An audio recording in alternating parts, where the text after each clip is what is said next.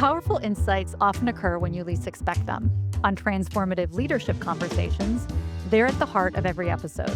Hi, I'm your host, Winnie De Silva, and together we're exploring a spectrum of leadership themes through the compelling stories and insights of seasoned leaders and prominent experts. In each episode, you'll walk away with inspiration, strategies, and tools to enhance your leadership, build effective teams, and lead thriving organizations.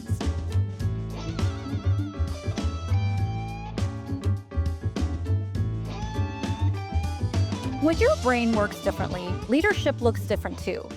But how do you lead when the systems around you weren't built for your wiring? Well, that's a question my guest today, Stephanie Scheller, has wrestled with and answered in her own remarkable way. Stephanie is an entrepreneur, speaker, founder of Grow Disrupt. She's a best-selling author and a classically trained violinist.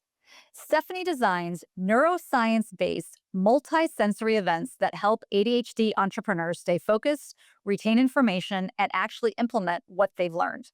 She also brings her creativity into the world of marketing, leadership, and learning, with an honest look on what it takes to build a business that works with your brain instead of against it.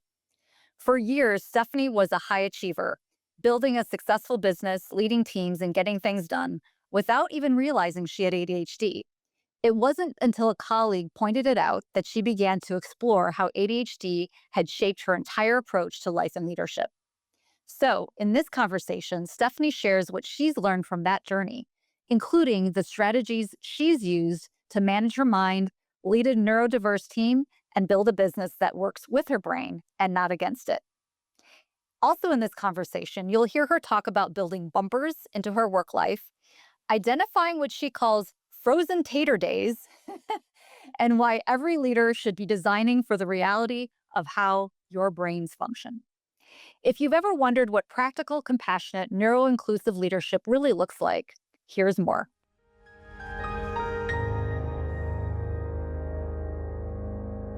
Stephanie, I'm so excited for you to be here. I really have been looking forward to this conversation. I've been thinking about our conversation, and I just really feel like,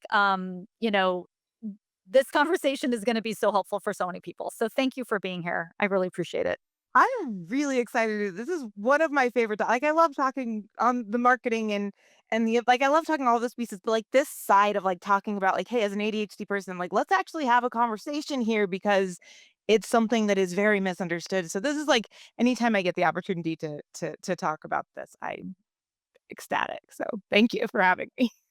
Good. No, good, good, good. So, I am not an ADHD expert. I don't you are more of an ADHD expert than I am. But could we just like start by talking about your relationship with ADHD and how what's your journey there and how does it impact your professional life? Like what's your kind of discovery? Yeah, wow, where do I start with that one? Wherever Uh you want to start without it being, too much. ADHD impacts so much more of my life than I thought possible. I was a straight A student through high school, through college. I graduated summa cum laude. I got an A minus, which is the only reason I didn't graduate 4.0. I held down 2 to 3 jobs at all times through college. I got my first job. I did incredibly well at it. I was one of the top performers for the job. I got promoted to manager. I turned around the retention department from 18% retention to like 80% retention in 3 months. I held a job successfully, did really well with it for 3 years. Then I left, started my own business. Like everything I'd done really well. I started a sales training practice. We were one of the top performers, top largest, most active practices in Central Texas at the time. And in when I was like 26, I was chatting with a networking partner and we just gone out for coffee. As part of a meet once a week group. So we always met and then met for coffee in between. And this lady and I went out and she did formal diagnoses for individuals who had either who had ADHD or dyslexia or dysgraphia, all of those things. And I remember joking with her at this coffee and just being like, yeah, I've been thinking I should probably pay for you to do, a test on me for ADHD because like I've always wondered. And she almost like snorted her coffee. And she was like, I don't have to test you. I've been watching you for 6 months. You are so ADHD, you don't even know it. And I was like, I mean, I thought he was doing pretty good with life. What the heck? Like we joked, we laughed it off. But I was like, okay, so clearly I'm ADHD. But like at that point in time, I didn't really care. Like I had all of these things. I was not what you think of when you think of someone with ADHD. And so I never cared. And then after the pandemic, so in the pandemic, we went through a few business evolutions, right? I started an events company. We started producing events. During the pandemic, we doubled in size, which was weird for an events company. And so 2021, I was trying to figure out what the heck happened. Like after we caught our breath, what happened? And I literally just had a list because there was two things. One was we knew our marketing had played a big role in it because people knew about the game. But the thing we're trying to figure out is like, what was it about our events that got people to show up when they were terrified to leave their house? That got people to get on a plane and fly across the country when they were petrified of flying to show up at an event. And so I'm like listing out all these things that we do because I'm trying to find like what is our secret sauce here. And I literally just had like a sheet of paper right here on my desk that I was just adding things to as I thought of them. We do 5 chairs at every table because it annoys the out of Stephanie when she's trying to have a conversation at a table and there's another conversation going on because you have 2 groups of 3 people. So we just did 5 chairs so that people couldn't ignore like I was literally like um sitting in every chair at like once we set up the room, I go around and I sit in every single chair to make sure they have a clear line of sight to the stage. And I was like, that's kind of a weird thing, but it's one of the things we do that I don't think anyone else does. So let's write it down. So we list out all these things. And I remember one afternoon, I was just scrolling on like TikTok or shorts or something. And there was a video about I never knew that I did this thing because of my ADHD. And I was like, wait, this person I do that. What do you mean you did that because of your ADHD? Hold on. And so then I started, like, doing all of these I started looking into it and realizing, like, all of my, like has 3 calendars so that nothing gets lost, plans everything out, has to like, all of these things that were, like, quintessentially opposite of ADHD was me managing my ADHD unconsciously. And as I'm going through and building all these connections, all of a sudden I, like, glance over at the list and I'm like, "Oh my god, every single one of these is because of my ADHD." And so that led to this whole like, okay, let's actually understand what's going on with my brain because clearly I am like literally accommodating myself in every area of my life. Didn't even know it, including in my business. And and so that led to okay, so let's understand what is going on in the ADHD brain. And then as I started to understand it, it was like, okay, so if we accidentally built an event for ADHD people, what could we do if we did this on purpose? And so I started studying like what, let's actually look at some of the academic studies about what scent does and what's going on and how can we play with this. And so it was quite an evolution there. And that has led me to here. Okay, so there's so much to unpack here. I mean, a couple things. One is that, I love how you said that you having ADHD, it wasn't what you thought it looked like, right? So there's that whole like misconception that, what it looks like is going to be different for everybody. So there's not one look, right? But the other thing that was interesting is that, and I think everyone would love to have done what you did, ADHD or not, honestly, is it's almost like you intuitively knew yourself and you intuitively knew what you needed without realizing what that's what you needed and you did it for yourself. And I think that's incredible that you did that. I mean, and again, not everyone who has ADHD, I think, does that. Again, not only people who don't have ADHD, a lot of us are not self aware and tuned into what we need, right? So, can you say anything about that? Like, how did you do that? Was that just a natural thing that you kind of just do for yourself? Like, give me some secrets on how to get to that level of self awareness. It's really funny you actually phrase it shape that because I literally was chatting with someone last week who was telling me she's like, so people with your we were going through her program and we're talking about different archetypes and character types, and she's like, "So people who have your character type can often struggle with never completing things. That doesn't seem to be an issue for you though, so I don't know why that's, like, on here." And I just started laughing. I was like, "No, no, no, that's an issue. I just know it's an issue, so I've put all kinds of stuff in place to make sure it's not an issue.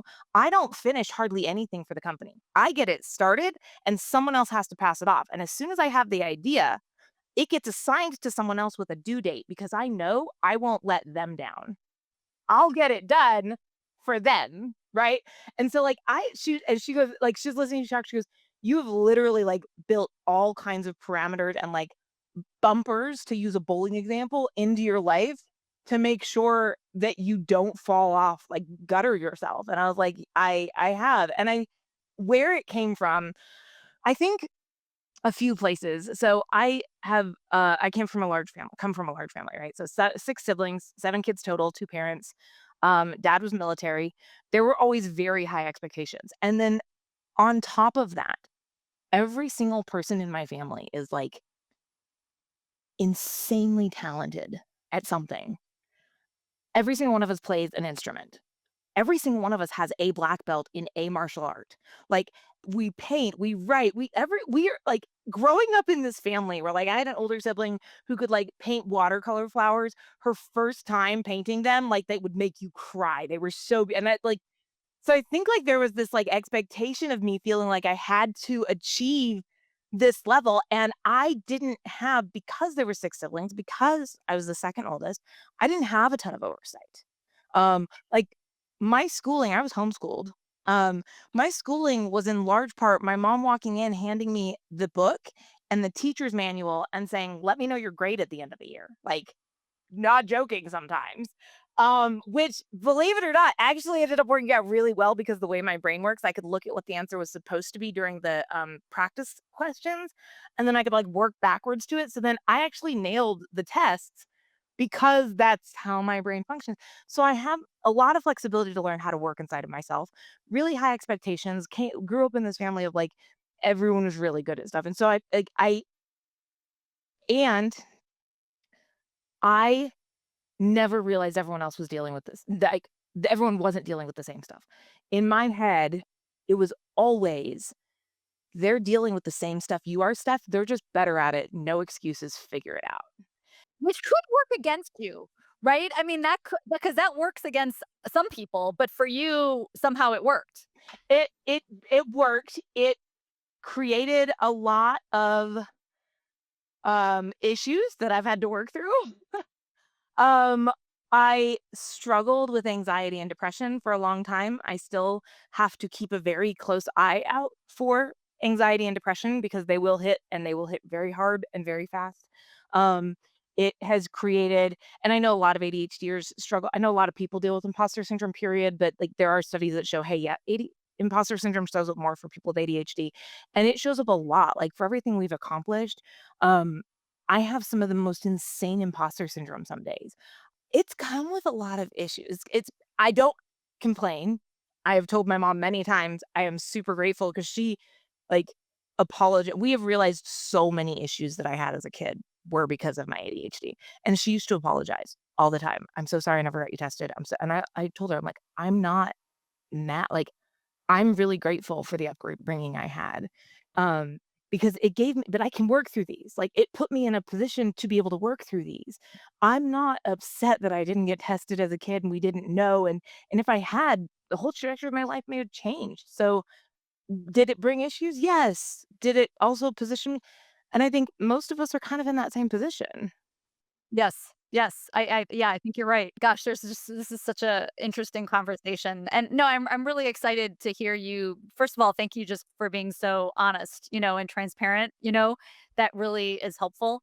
Without getting too, like, technical, like, you threw out a bunch of stuff that in a really great way that you have figured out how to deal with. Can you give us some, like, guidance, like, I don't know, like, tools or, like, ways of doing things, or, like, even with the anxiety and depression, because you're right, ADHD folks, tend to, have those, or have tendencies around anxiety and depression.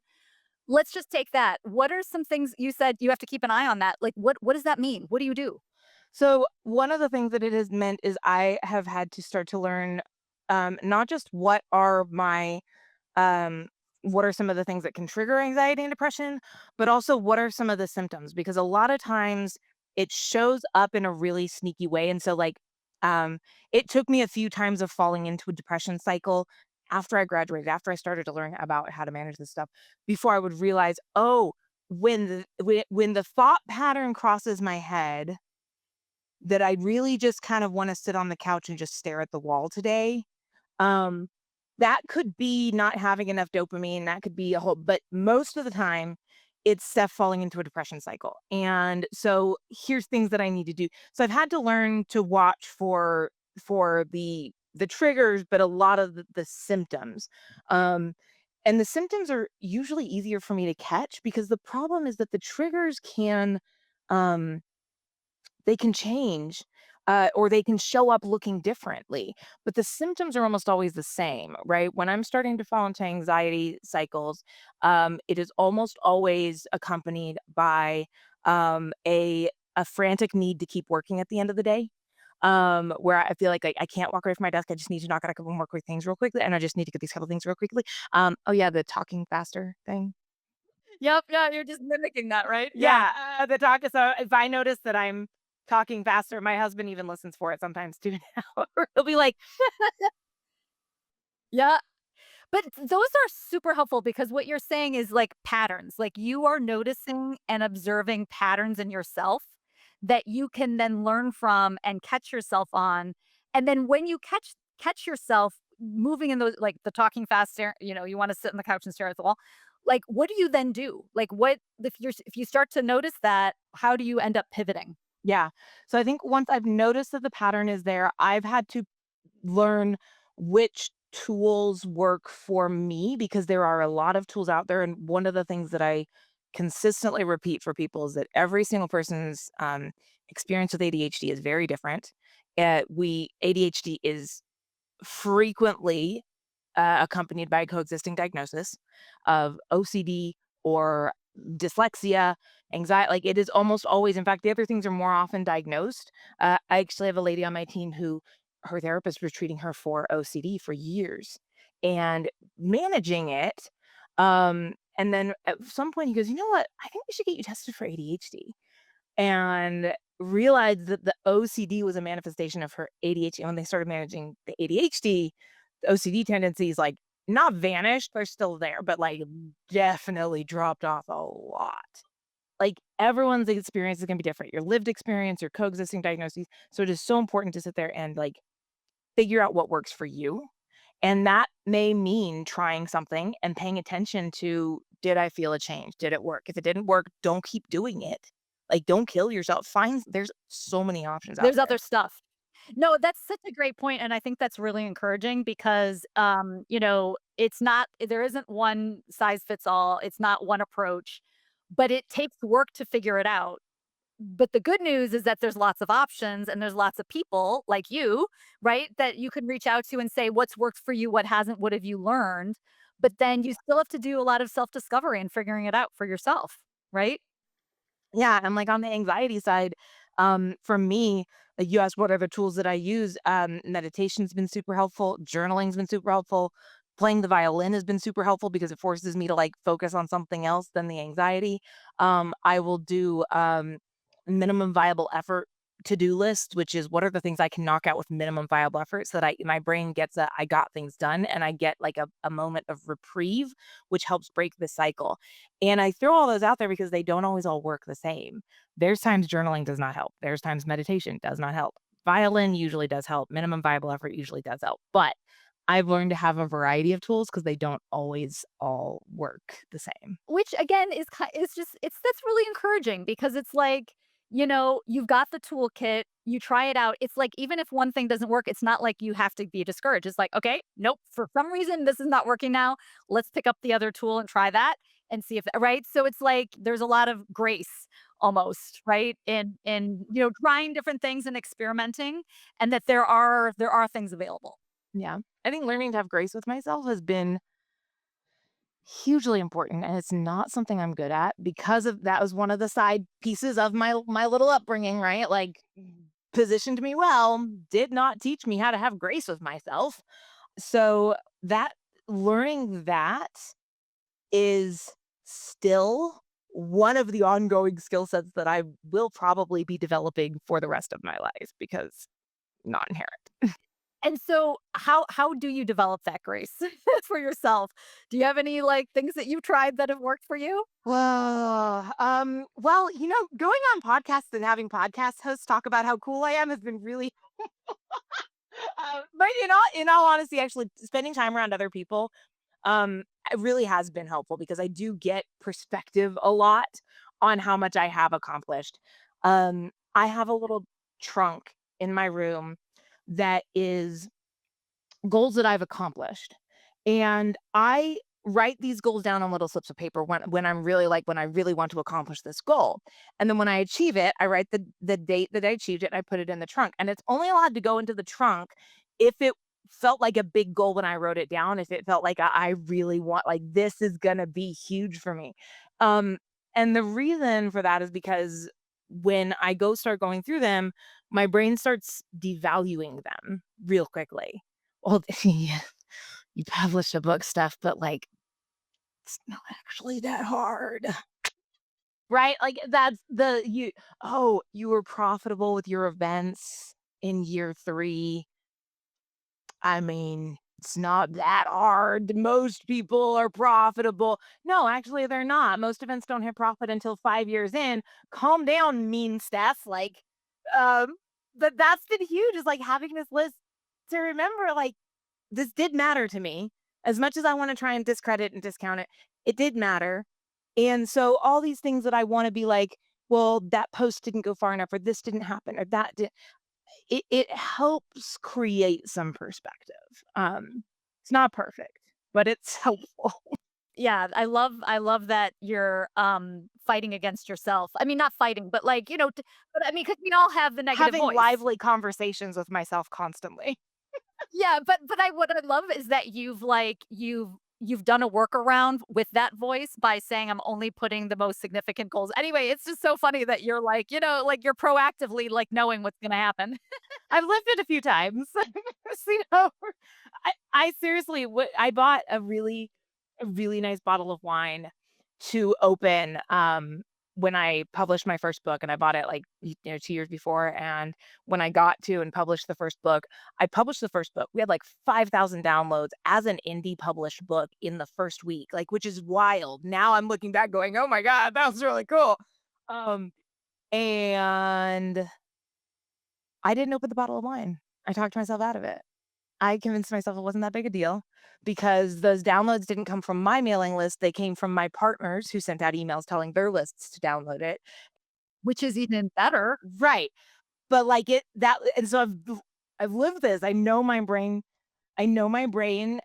is equally a incredible tool, and like any tool, like anything, any good thing in excess can become a bad thing. My brain is a great thing most of the time. I mean, I talk to my clients, about this all the time in that, you know, our strengths can become our weaknesses, right? So our strengths aren't always our strengths all the time. If we use them in the wrong situation or in the wrong emphasis or the wrong amount, right? Or not, appropriate for the person or situation, it's not a strength, right? It can become a weakness. I want this threads in terms of what you just said. There's a quote that I love that you said in an earlier conversation that we had, and it was this. So, ADHD isn't a weakness or a superpower. It's just an operating system. And when you learn how to work inside your own operating system, your internal operating system, you can actually become a power user.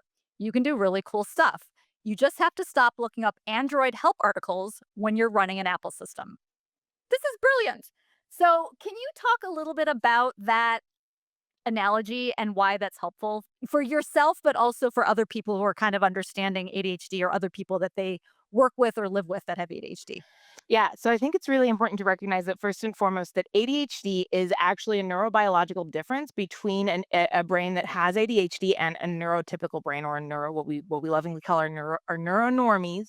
So our neuronormies and our neurodiverse, right? They're literally like you can see the differences. The gray matter is thinner, the neural connections are shorter, there's more of them, there's fewer dopamine receptors. There's a lot of actual differences in the ADHD brain. That you can see with your eye, that's the physical. Yeah, Yeah. like, well, I mean, I think you need a microscope, but yes, you can see with the eye. Yeah. And so a lot of times people have this idea that ADHD is all in your head, which I guess is kind of true, but also kind of not true because ADHD ends up impacting a lot of the hormones through your whole body. So that's probably a whole nother conversation.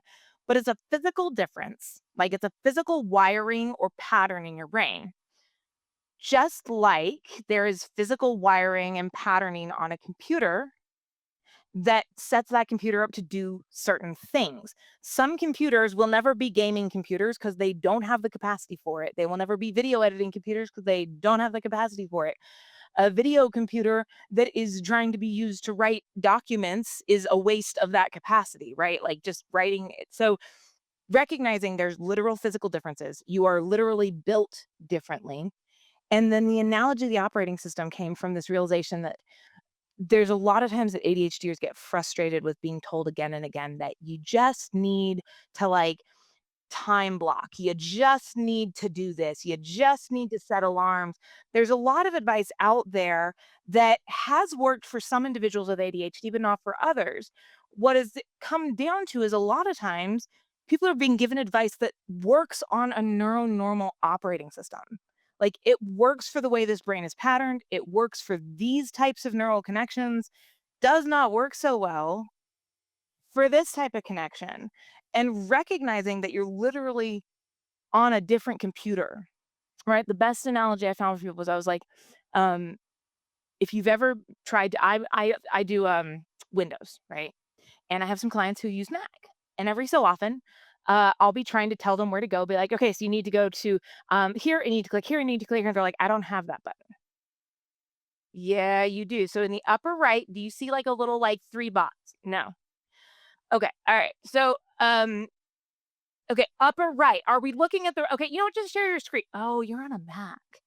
Okay, hold on. And then I have to go look up how to do XYZ on a Mac. And then we can make it happen. And the same thing keeps happening, but we don't realize it. We're being told, go open the menu. But it's right there. Are you stupid? Do you not realize the menu is right there? No, the menu's literally not there, right? Yeah, no, I think that's really helpful, and I think the whole internal operating system analogy or thought is really helpful too, because again, when you think of an internal operating system, you can't I mean, in the way you described it, you can see it, but you can't see it like me, you and I talking. Like I can't see your internal operating system. You can't see mine, right? And yet it's real. And the other thing about internal operating systems is that you're not thinking about it; it just is. Right? It's just something that's, like, hardwired into in terms of who you are, and that's another part of it, again, that you either have awareness of or you don't, but you have to develop that awareness because, again, it's just who you are. I think that's perfect. Like, and how many times have we realized that our computer or our phones or our software is capable of doing something that we're like, I didn't know it could do that. That's so cool. That's exactly so yes, like that's exactly where it comes from. And if we take time, that's the power user level, where all of a sudden you're making things happen in three keystrokes that requires other people to like do 15 clicks and a handstand. That's the goal. So yes, I perfect. You're right, because that's taking it to another level is the power user piece, right? Is to say, once you know how it works, then you can leverage it. I think that's brilliant. Okay, I wanna kinda switch gears a tiny bit, and, this this this podcast is about leadership. You started your own company, Growth, Disrupt. You've written books. You're a classical violinist. You're like way accomplished. All the things, right? From a leadership standpoint, for people who are listening right now who are leaders and have a team like you do, um, what advice would you give? Whether let's go with a two parter. I'm someone who has ADHD and I'm a leader. What do I need to know? How can you help me? What would be helpful? Or I'm a leader who I think I have someone on my team who might have ADHD. What's the best way to maximize someone on my team? So two-parter. Okay, so you as the leader, I think it's really important. One of the things that I have found is very, very common across individuals with ADHD is we tend to be very dynamic, engaging. We get people excited. We have a ton of ideas. We are visionaries. And one of the big things to remember is actually something I kind of mentioned earlier. We tend to burn our people out by having all these ideas and never getting around to execution. Or we train our people that it doesn't matter if things get finished, which creates a whole slew of issues, right? So, few things that I have found are incredibly important for me with my ADHD is one, whenever we have an idea or a project, I've established with my team that we have brainstorm times, right? We're going to do a brainstorm. There's going to be a ton of ideas. I'm not going to promise they're all going to be like created, right? What I'm going to do is I'm then going to take that time. We're going to schedule another team meeting so that again, it's on my calendar and I have to get it done because I'm not going to let y'all down. I'm gonna then go through that, review which ones need to be done, and then I have a project manager that I brought on at the beginning of the year, and we're gonna decide which ones we're going to do, what timelines, and who's gonna be responsible. And then she goes in and she puts it all into ClickUp so that I just get my like, hey, by the way, there's 3 people pending on this task you said you'd get done. And so I've taken the completion out of my hands in a lot of ways. And I think that is really, really important for a lot of ADHD leaders is recognizing that we can oftentimes have so many ideas that our team doesn't know what direction to go. And it's important to clarify one, this is idea time. And then two, schedule time to get implementation started and give them clarity on what they have to do and when it's due and then make sure you recognize what your part in that is too, so you can get them stuff as they need it. Okay, first of all, just and I know you've got more, but these are such good They leadership really kind practices of for are, any right? leader.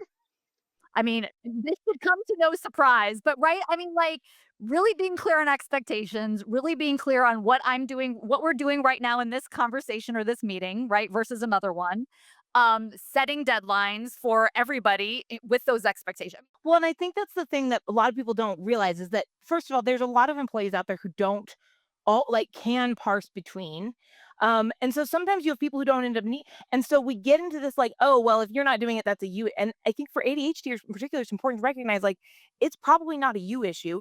There's probably I need to make sure I have enough issues. Like I have enough problems. I need to make sure I'm not making problems for you. And yes, that's something every good leader person should do. But if you have ADHD, it's not negotiable. That has to happen. Right. Yeah. Otherwise, you will not be successful in the way that you want to be. Absolutely not. So, yeah, I think it's funny to me how often the stuff with ADHD kind of is that where it's like, yeah, this is a good practice for a lot of people, but it's not optional for people with ADHD. Like, you could probably get away with not doing it and be okay. I cannot. I have to do. Good distinction. Yes, good. Yeah. We also have verbiage among my team that I've trained the team on and established. And this is actually going to hit up both of your questions here, right? We have verbiage on the team that we've established. We now call it a tater day. I'm having a frozen tater day, um, because we have to celebrate our little mascot Spud. So when we're having a one of those like I'm really kind of like fighting uphill. The dopamine's not there. The executive function's not there because most of my team is ADHD in some capacity. So we have verbiage among the team that I can use with them and that they understand what it means when, hey, having a frozen tater day, and that they can use with me and I can understand the same thing. And I think that's also been super helpful because it's made giving ourselves and each other grace part of the culture, which, as we already know, is something I need help with. So. I love that. I love that. Okay, so what's a frozen tater day? So frozen tater date. So a little bit of neuroscience for you. So dopamine is a hormone in the brain that is responsible for a variety of things: motivation, memory, like the umph to get things done. Like dopamine does a lot of things.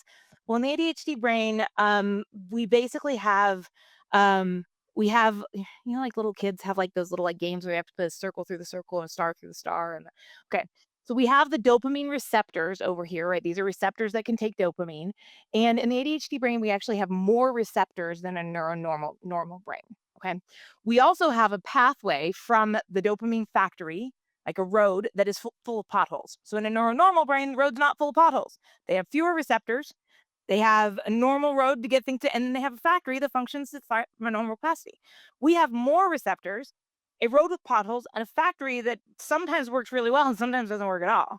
And so our brain is going, I need more dopamine than a normal person, and I'm not getting it, which then leads to executive dysfunction in the brain where the frontal lobe and portions of the brain like stop doing what they're supposed to do, which is these higher level functions. So it literally becomes harder to think, to process, it becomes harder to communicate, it becomes harder to get motivated, it becomes harder to remember, and that's a frozen tater day.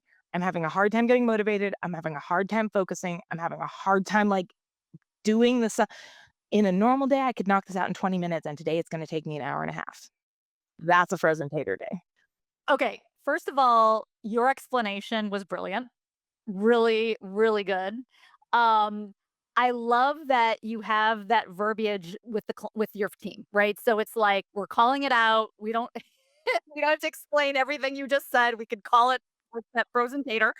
But the other thing that's super interesting about everything that you just said is that you're right. This whole idea of building grace within the culture, like you are already giving yourself grace because you're like, it's just today.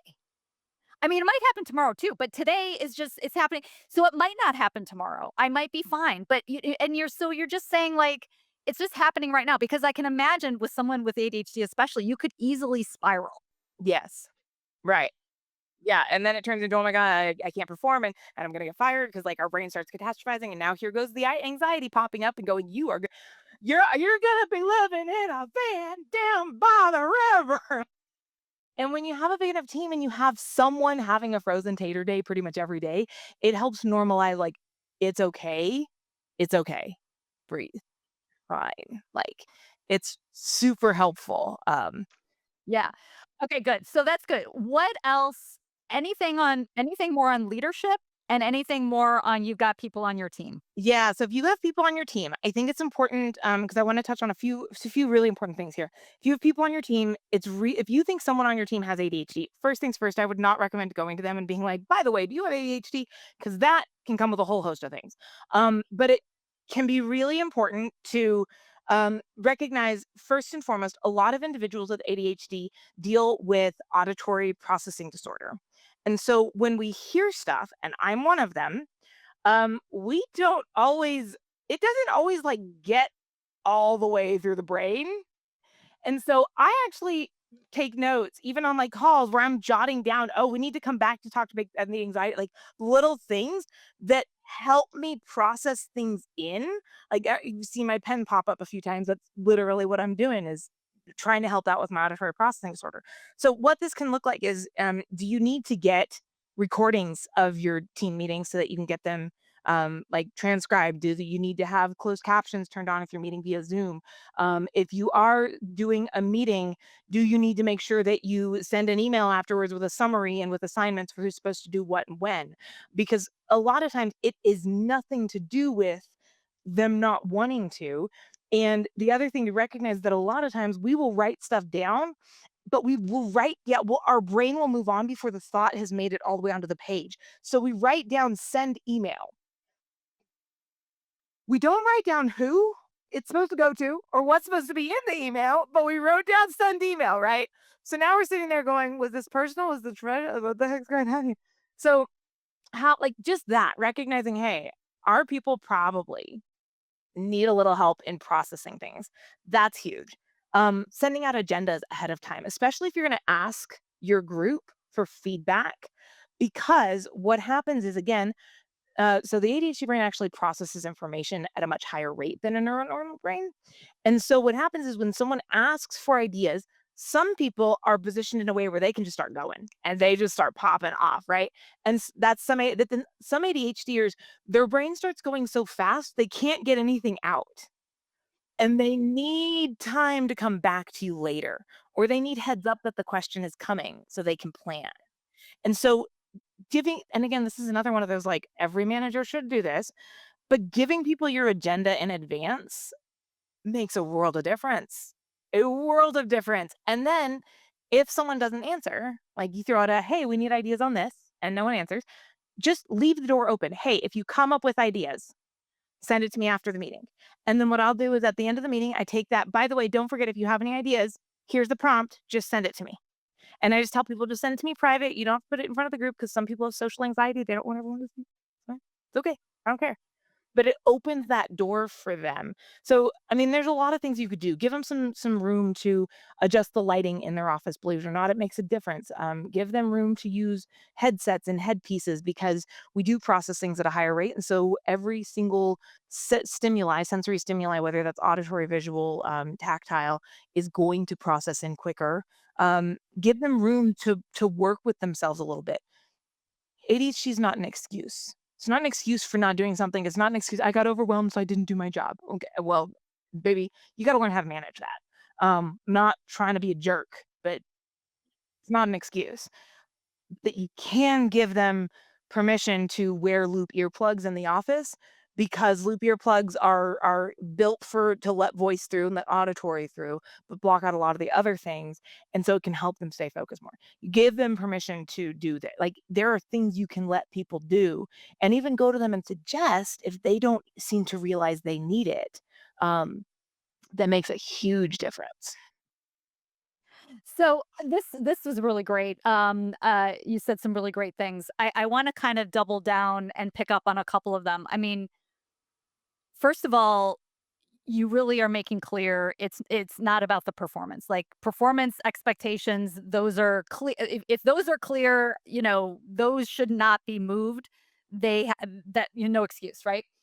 But I think what you're saying is, if I were a leader who I might have people based on their behavior or what's happening, what I notice, is giving people options, like really opening it up and not assuming that because they're wearing headphones, they're listening to music and getting distracted and not getting their work done, right? Because some people need to listen to music and that helps them focus, versus for me, that would not help me focus, right? But I guess what you're saying is like, don't assume that everyone functions like you do, and be open to what are the possibilities that might help other people function that might not help me function but will help them, and just being open to that. That is a perfect sum up. I think the world in general would do better to remember that it is our differences that make us very interesting, that makes this world beautiful. And recognizing that we spend so much time in our own head that it's hard sometimes to realize other people don't function the same way.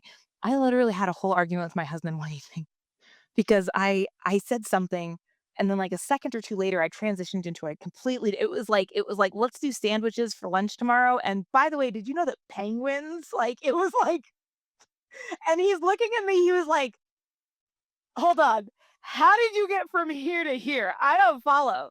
So I laid down the path for him. I was like, "Oh, well, we said sandwiches, and I'm going to this store to get this thing, but that reminded me of this person who did this, which reminded me of this person who did, which reminded me of this person who's going to the like, Arctic to on a pleasure cruise to see penguins. And then I remembered that I wanted to tell you about this cool fun fact about penguins. And so, like, here we are."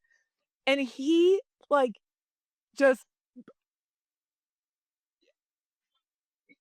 and the argument part came from me going, "Your brain does this too, you just don't notice because it happens so fast." And he goes, "It does not." I was like, "Yes, it does." He goes, "No, no, no, no. No, it doesn't, stuff." I was like, You we literally several minutes back and forth. I was like, "No, I'm telling you, it happens, but it happens really fast. You have to pay attention to notice it." And he was like, "And I'm telling you, it doesn't." And all of a sudden I finally looked at him, I was like, "Oh my god, he's serious." It is. It really does sum up the world, is can we see things from other people's perspectives and believe that people see and think and feel, et cetera, things that we can't see with our eyes, but it's happening. We can validate it just by believing that they're telling us what they need and who they are. Yeah. And and you could like if you need to there are ways to validate by getting the visual imaging like we talked about. But just recognizing it I do get it. It is hard. Sometimes it's hard for me to remember even with the amount of studying on this stuff I've done, the amount of training that I have. Sometimes it's still really hard to remember that like other people's brains don't function like Stephanie's. It's true. I really and I think that's true no matter how much I mean, I'm the same way. Like I'm constantly talking to clients about this concept in a variety of different ways. But it's, but then when you're living it, right? But one thing that I think is interesting about this too is this idea that so if I'm the leader, right, and I'm talking to my team, what you're saying is be really firm about performance expectations. Like don't lay off of that. But then I think the other part of this, which is sort of embedded in with buried in with what you're saying, is like have a conversation with that person about what it is that might work for them to perform at that level. Right. I think that's kind of what you're saying too, because whether or not that person knows they have ADHD or whether they do or not, it kind of doesn't matter, right? It really doesn't. What we're talking about here is everybody on your team performing at their best and you giving as much accommodation, I don't even know if that's the right word, but as much dialogue around what do you need to perform at that level, give that to them. Obviously, if they're still not performing, maybe they need to be let go, right? And that's fine. Yeah, absolutely, right? Not everyone is a fit for everything. But yeah, I think that for me, I had to learn that when I became a business owner and I transitioned into being a business owner, not just a solopreneur, but like having a team. One of the things I had to learn was that managing my team was part of my job description. And what that looks like is making sure they have the resources and support that they need to be their best brilliant self. Now, if my culture is not a fit for them to be their best brilliant self, that's a different conversation. If my culture of these are our expectations, this is how we treat each other is not a that's different. But my job is to support them. And one of the things I have learned for me and for my team is that we build buffer time into most things. You can't always, I get that, but also recognize, let's say this is a 2 week project, pretty much guarantee you're going to have a frozen tater day in there. So you know what? Plan to have it done 2 weeks and an extra day out. Like, just understand to build some buffer in, but then build an expectation that deadlines are non-negotiable. If you've agreed, my team all knows, if I come to you with a project and I say, "This is what it's gonna include, when can you get it done by?" And if you tell me Friday, it better be done on Friday. There is not negotiating here. That is a break with our culture if you can't. You have to tell me when you can get it done. I will trust you, but then you get it done and you build in the buffer to get it done. So they all know deadlines are not negotiable. And you're assuming that they're building in their own buffer when they've declared that deadline. Yes, I've because my team members I've managed them to build that in. Early on, I am oftentimes having to go to them with, "Okay, you're thinking you can get that done by Thursday. However, I know this is a 12-hour project and I know what's on your plate. So why don't we push this to the following Monday end of day just to give you a little bit of buffer time."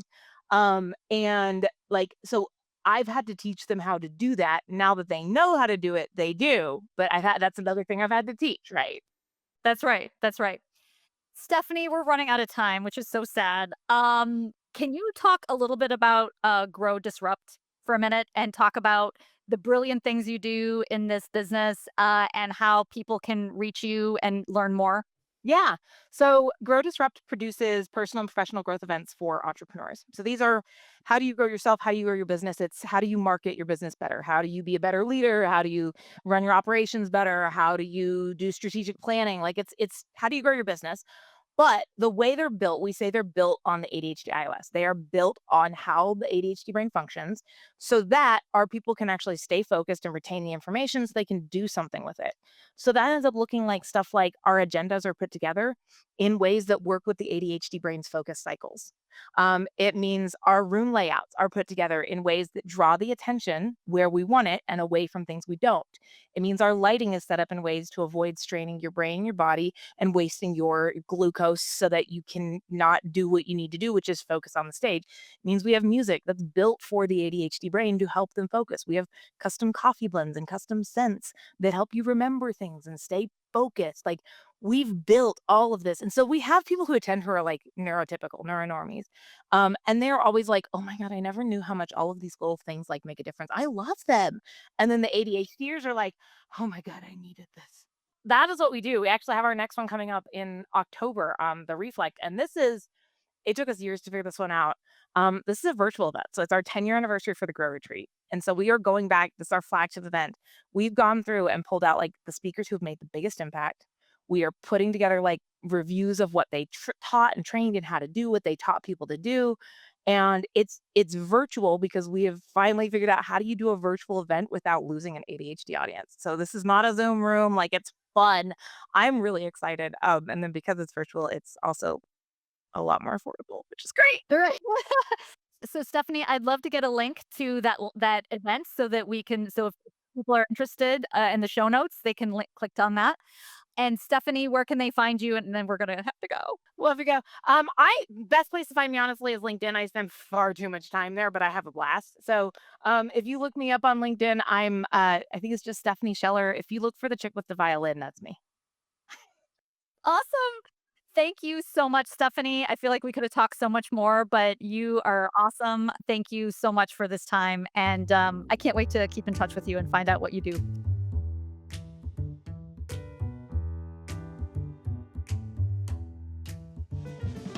Thank you for listening to this episode of Transformative Leadership Conversations. Now, if you enjoyed this episode, don't miss the next one in this series, where I'll talk with Amy Shilliday, a learning experience designer and neurodiversity advocate who helps organizations create more inclusive, brain-friendly learning environments. Her message is clear. When we design for neurodivergent minds, we make it better for everyone.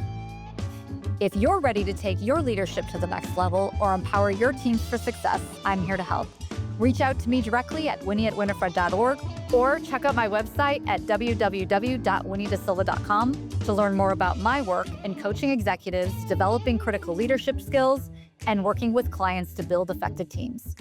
You can also find me on Substack and LinkedIn, and now on YouTube. Whether you're engaging with me online, suggesting topics, or joining the conversation on social media, your voice is a vital part of this podcast. Because you are always welcome to take a seat at the table where every conversation has the potential for transformative change.